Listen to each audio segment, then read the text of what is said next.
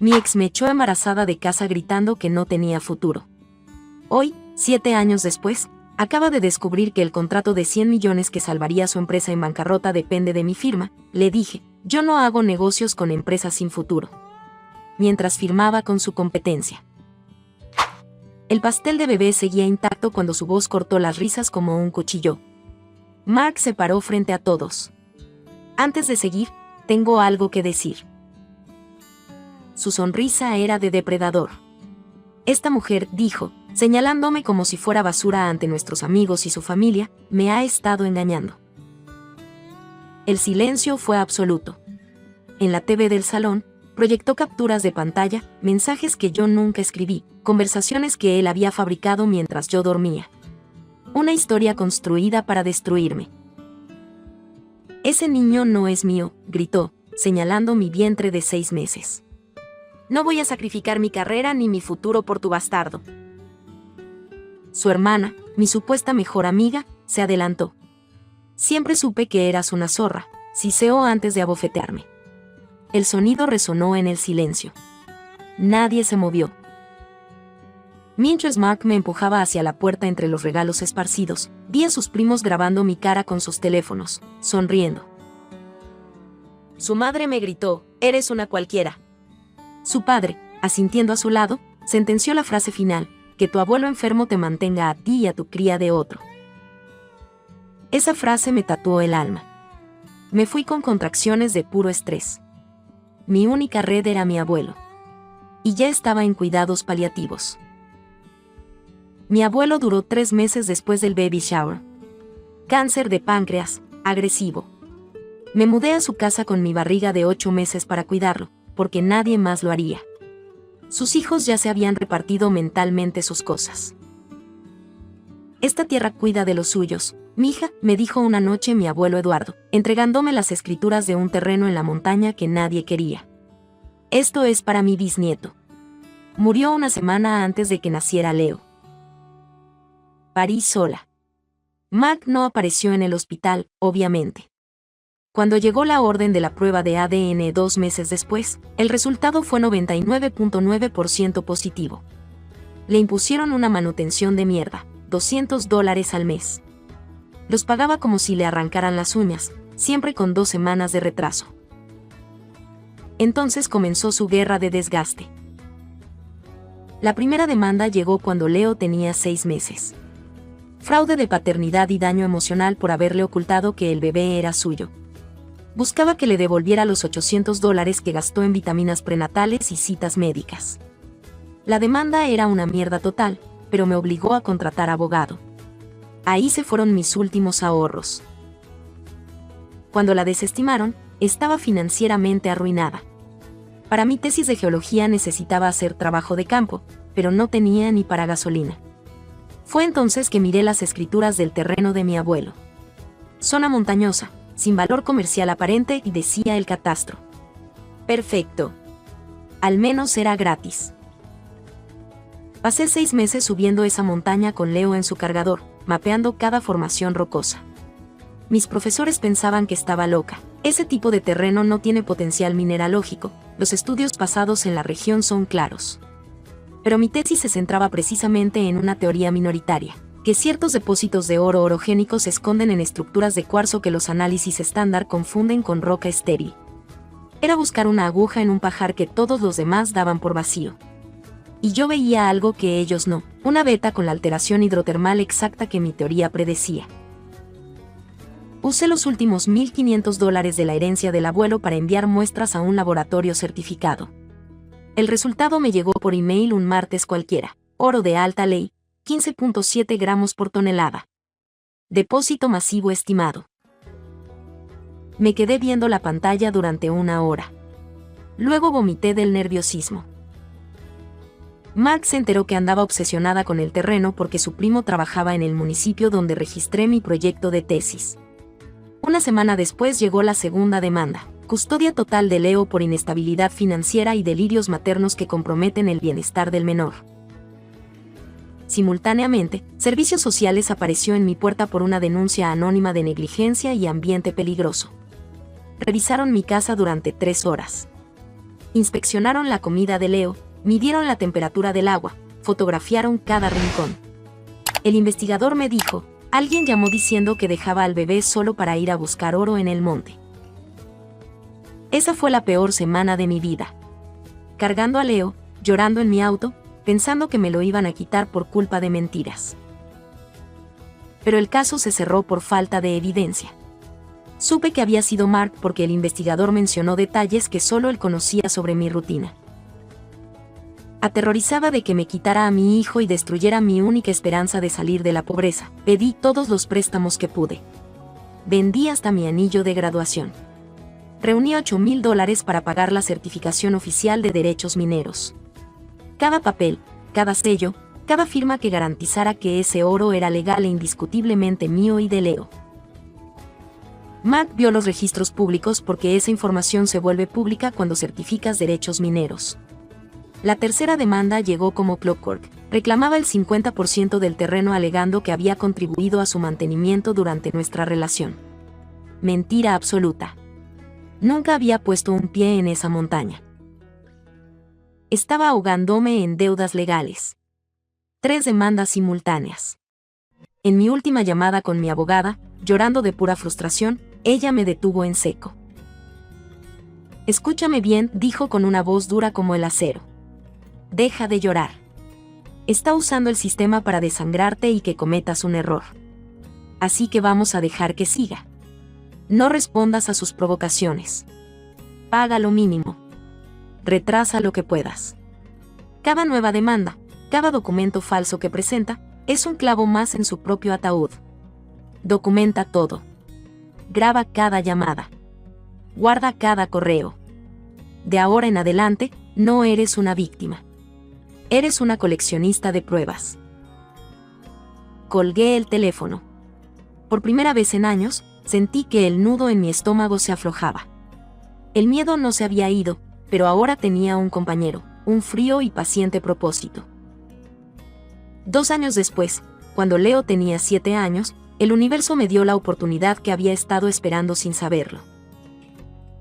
La llamada llegó un martes mientras preparaba el desayuno. Una voz profesional con acento extranjero. Señora, habla James Morrison de Andes Minerals International. Hemos detectado su concesión minera certificada y nos gustaría discutir una posible asociación. Se me cayó la taza de café. Habían encontrado mi oro. Nuestros estudios satelitales preliminares sugieren un potencial significativo, continuó Morrison. ¿Estaría dispuesta a reunirse? Colgué temblando. Durante 2 años había estado documentando cada movimiento sucio de Mark, cada mentira, cada táctica legal abusiva. Ahora tenía algo que él quería desesperadamente, el acceso a $100 millones. Investigué Andes Minerals. Corporación seria, proyectos globales, reputación impecable. Esto era real. Mark se enteró a las 2 semanas. Su primo en el municipio le había mencionado que una empresa internacional andaba preguntando por el terreno de su ex. Su radar de buitres se activó inmediatamente. Lo que no sabía era que su empresa, Naxos Ventures, estaba al borde de la quiebra. Un proyecto fallido en Colombia los había dejado sin liquidez. Necesitaban un milagro económico. La primera llamada llegó un viernes por la noche. Oye, sé que hemos tenido diferencias, dijo con esa voz melosa que me daba náuseas. Pero escuché que hay interés en tu terreno. Tal vez podamos trabajar juntos. Por Leo. No hay nada que discutir, Mark. Soy un profesional en este sector. Conozco el mercado, los contactos. Tú no puedes manejar esto sola. Colgué. Pero sabía que apenas estaba empezando. La siguiente semana, Morrison me confirmó lo que ya sospechaba. Mark se había presentado ante Andes Minerals vendiéndose como mi socio de confianza y único intermediario capaz de negociar conmigo. Les había dicho que yo era una propietaria local testaruda que necesitaba manejo delicado por alguien que me conociera íntimamente. Esa persona afirmó tener una relación personal que facilitaría las negociaciones, me explicó Morrison. ¿Es correcto? Esa persona es mi ex abusivo que me ha demandado 3 veces para intentar robarme este terreno, respondí. Si quieren negociar, hablen directamente conmigo. Morrison se quedó en silencio unos segundos. Entiendo. Esto complica las cosas. Pero el daño estaba hecho. Andes Minerals, creyendo que Mark controlaba la situación, le ofreció a Nexus Ventures un preacuerdo de adquisición por la totalidad de los derechos mineros por $100 millones, condicionado a que Nexus pudiera formalizar la propiedad. El plan de Mark era diabólicamente simple: usar mi firma para comprarme los derechos por migajas y luego venderlos por una fortuna, quedándose con casi todo el pastel. Era la única salida para salvar su empresa de la bancarrota. El primer movimiento de Mark fue retirar mágicamente la demanda de custodia y la del terreno. Sus abogados lo enmarcaron como un gesto de paz para reconstruir nuestra familia por el bienestar de nuestro hijo. ¡Qué conmovedor! Después vino la oferta insultante. Me llamó personalmente. Mira, sé que las cosas se salieron de control, dijo con falsa humildad. Pero ahora podemos arreglar todo. Te ofrezco $100,000 por tus derechos. Es mucho dinero. Puedes comprarte una casa, asegurar el futuro de Leo. $100,000. Por algo que valía $100 millones. Mi abogada envió la respuesta: oferta rechazada. Mark entró en pánico. Una semana después, un hombre elegante tocó mi puerta. Se presentó como Daniel Reeves, representante de un consorcio ecologista que quería comprar mi terreno por $350,000 para crear un santuario de vida silvestre. Sonaba tan convincente que casi me río. ¿Puedo ver sus credenciales?, pregunté, grabando la conversación en mi teléfono. Me mostró tarjetas profesionales perfectamente falsas y folletos de un proyecto de conservación inexistente.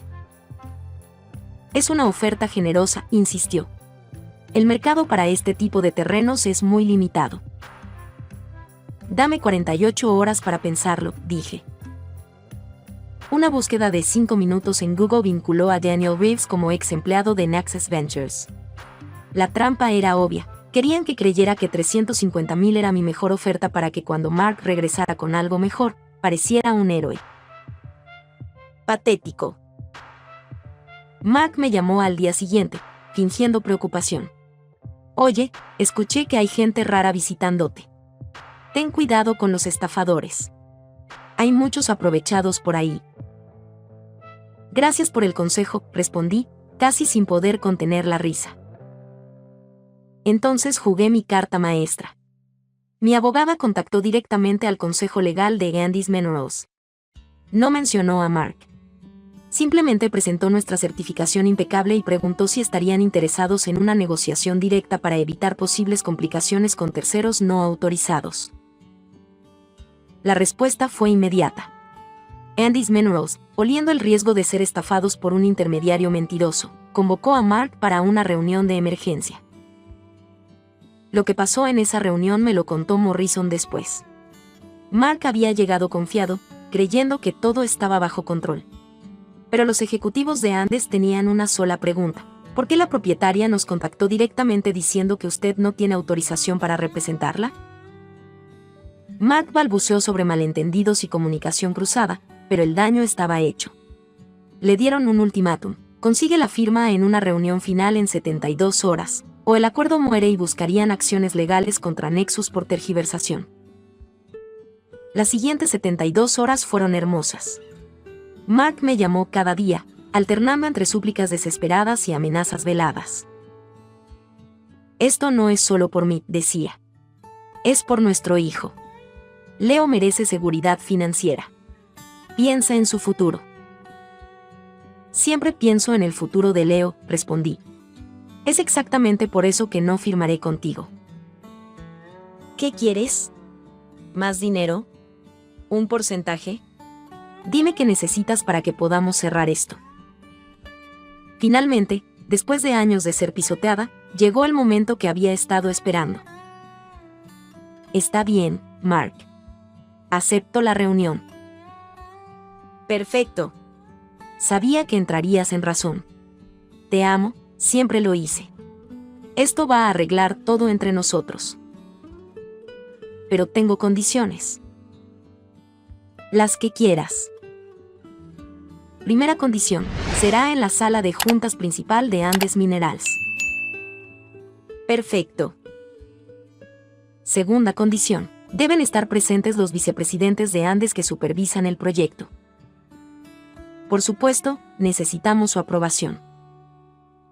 Tercera condición, quiero que estén presentes tu abogado y tus padres.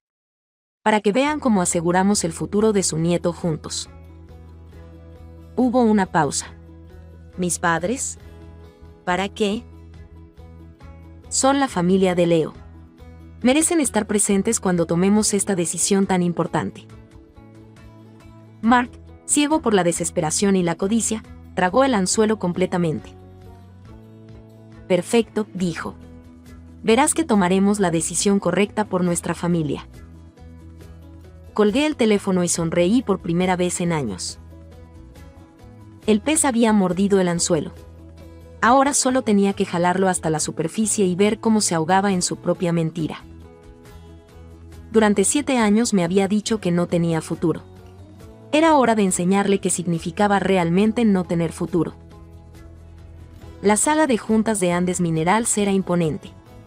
Ventanales del piso al techo, mesa de caoba que podía acomodar a 20 personas, y una pantalla gigante que dominaba una pared entera. Mark ya estaba ahí cuando llegué, sonriendo con esa arrogancia que conocía tan bien. Su padre me miró con suficiencia. Su abogado tenía una sonrisa de tiburón. Mira quién decidió aparecer, dijo Mark levantándose. Sabía que entrarías en razón. James Morrison, el vicepresidente de Andes que me había contactado, nos saludó. Al darle la mano al padre de Mark, este dijo con una voz grave y pomposa: Señor Morrison, es un placer. En nuestra familia, la reputación lo es todo, y este acuerdo consolidará un legado de éxito. Mark asintió, comportándose como si ya hubiera ganado, presentándome como la madre de mi hijo y hablando de nuestro futuro próspero juntos. Su abogado deslizó el contrato sobre la mesa. Lo miré por encima. Cedía mis derechos mineros a Naxos Ventures por $200,000 mientras ellos se embolsaban 100 millones. Una fracción ridícula. Es una oferta muy generosa, dijo el abogado. Considerando las circunstancias. Ignoré completamente el documento. En lugar de eso, miré directamente al señor Morrison. Antes de empezar, creo en la total transparencia, dije con calma. Ustedes están a punto de asociarse con Naxos Ventures. Deberían saber exactamente cómo hacen negocios. La sonrisa de Mark se desvaneció. ¿Qué estás haciendo? Mi abogada sacó su portátil y lo conectó a la pantalla gigante. ¿Recuerdas tu amor por las presentaciones públicas, Mark? Esta es la mía. Su cara se puso blanca como papel. La primera diapositiva apareció en pantalla, una línea de tiempo impecable. Demanda de paternidad, marzo de 2018. Demanda de custodia, julio de 2019. Demanda por propiedad, octubre de 2021. Al lado, los números en rojo, total de gastos legales forzados, $87,450. Esta no es una negociación comercial, dije mirando a los ejecutivos. Ha sido una campaña de extorsión legal de 7 años. El padre de Mark se removió incómodo en su silla. El señor Morrison frunció el ceño. Esto es ridículo, Mark tartamudeó. Son asuntos familiares privados que no tienen nada que ver con... ¿Asuntos familiares? La siguiente diapositiva mostró la foto del ecologista Daniel Reeves junto a su perfil de LinkedIn vinculándolo a Naxos Ventures. ¿Cómo enviar empleados falsos a mi casa la semana pasada? El silencio en la sala era ensordecedor. El abogado de Mark había perdido toda su arrogancia. Y como sus viejos trucos no funcionaron, probó uno nuevo. Hice clic en el siguiente slide. Pero no tienen que creerme a mí. La grabación de audio llenó la sala. La voz desesperada de Mark resonaba desde los altavoces. Ese contrato con Andes es de 100 millones. Solo negociarán conmigo. Si no firmas, Te garantizo que hundiré ese terreno en litigios por una década. Jamás verás un solo dólar. Piensa en Leo. El señor Morrison miró a Mark como si acabara de ver una cucaracha arrastrándose por la mesa. Su padre estaba completamente petrificado. «¿Qué carajo?», murmuró Mark.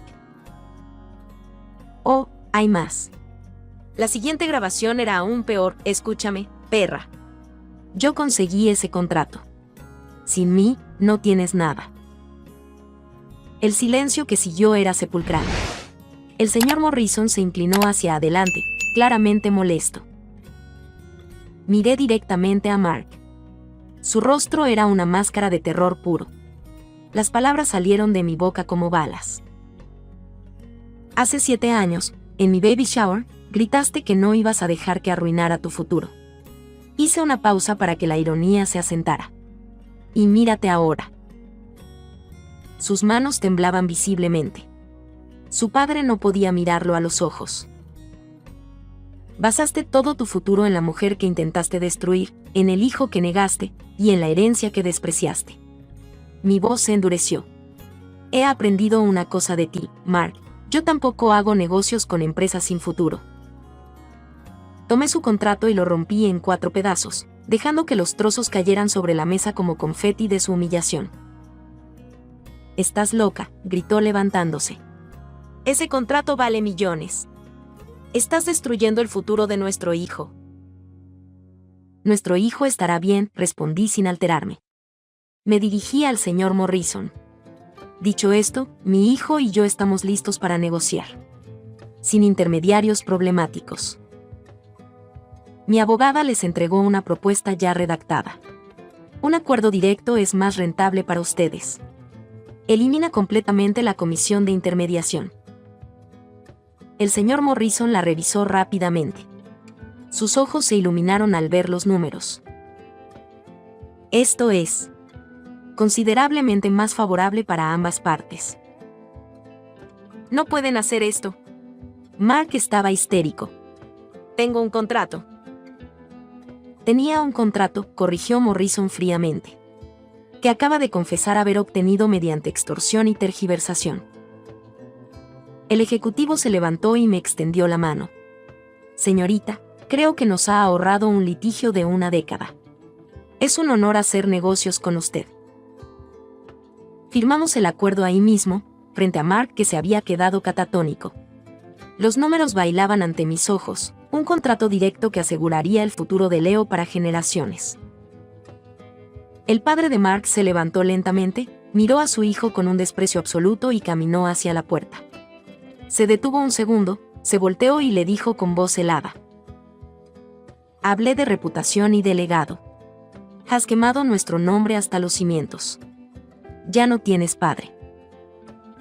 35 años criándote, pagando tus errores, cubriendo tus mentiras. Ya no tienes padre». Salió de la sala sin mirar atrás. Mark se quedó ahí sentado, destruido, viendo cómo todo por lo que había mentido, robado y manipulado desaparecía en un solo momento. Su empresa quebrada, su familia destrozada, su futuro evaporado. Me levanté para irme. Llegué hasta la puerta y, sin siquiera voltear a mirarlo, hablé por encima de mi hombro. «Por cierto, Mark, la manutención de Leo se ajustará automáticamente según mis nuevos ingresos. Tu abogado recibirá los papeles». Su gemido de desesperación fue la música más dulce que había escuchado en años. Salí de esa sala sabiendo que la justicia no siempre llega como esperamos. A veces llega mejor. A veces llega perfecta. Ha pasado 1 año desde aquella reunión en Andes Minerals. La vida después de la justicia es extrañamente silenciosa. Nexus Ventures colapsó en 1 semana. Los inversores demandaron a Mark personalmente por fraude. Sus abogados me contactaron para pedirme que declarara como testigo en el caso civil. Accedí.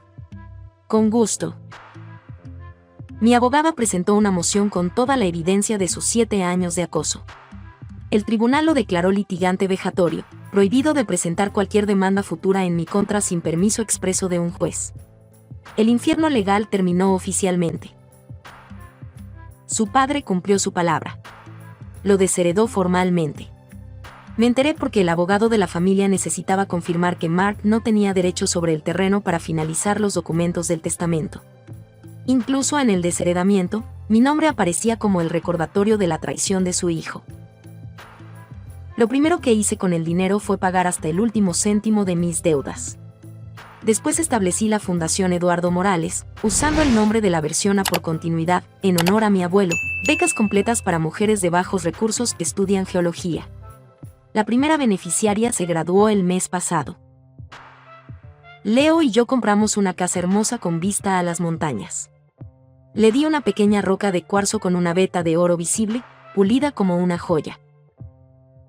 Esto es la prueba, le dije, de que las cosas y las personas que otros llaman inútiles, a veces solo esperan a la persona correcta para mostrar su verdadero valor. Leo la guardó en su bolsillo como un tesoro. Como tú y yo, mamá. Exactamente como tú y yo. Leí que Mark enfrenta cargos penales y fue visto trabajando en telemarketing. Al leerlo, no sentí alegría ni odio. Sentí nada. Él ya no ocupa espacio en mi vida. A veces recibo mensajes de números desconocidos, su madre rogando que escriba una carta de apoyo. En uno de sus textos desesperados, mencionó que su hija, mi ex mejor amiga, no le dirige la palabra a Mark desde la humillación pública. Los ignoro. La piedad es para quienes muestran arrepentimiento genuino, no para quienes lamentan ser atrapados. No hay un hombre nuevo en mi vida. No hay una boda. Solo estoy yo, mi hijo, y un futuro que construí no a pesar de lo que me hicieron, sino gracias a la fuerza que descubrí al sobrevivirlo. Mi valor nunca dependió de la validación de quien intentó negarme un futuro. A veces me pregunto si la gente piensa que fui demasiado lejos. Luego recuerdo a la mujer de 20 años, embarazada y humillada, que caminó bajo la lluvia sin paraguas mientras 30 personas grababan su cara. Y sé que no fui lo suficientemente lejos. Al final, el futuro fue mío desde el principio. Solo tenía que ser lo suficientemente fuerte para reclamarlo.